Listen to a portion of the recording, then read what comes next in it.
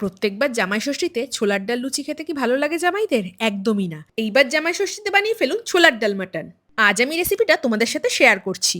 আমি পুরো রান্নাটা করব ক্যাচ মশলা দিয়ে, কারণ ক্যাচের হলুদ গুঁড়ো কাশ্মীরি লঙ্কার গুঁড়োতে খুব সুন্দর রং আনে আর রান্নাকে স্বাদে গন্ধে অতুলনীয় করে তোলে। মাটনটা ক্যাচের হলুদ গুঁড়ো কাশ্মীরি লঙ্কার গুঁড়ো নুন আদা রসুন বাটা সর্ষের তেল আর টক দই দিয়ে ম্যারিনেট করে রাখবো। ছোলার ডাল তো ওদিকে ধুয়ে সেদ্ধ বসিয়ে দিয়েছি।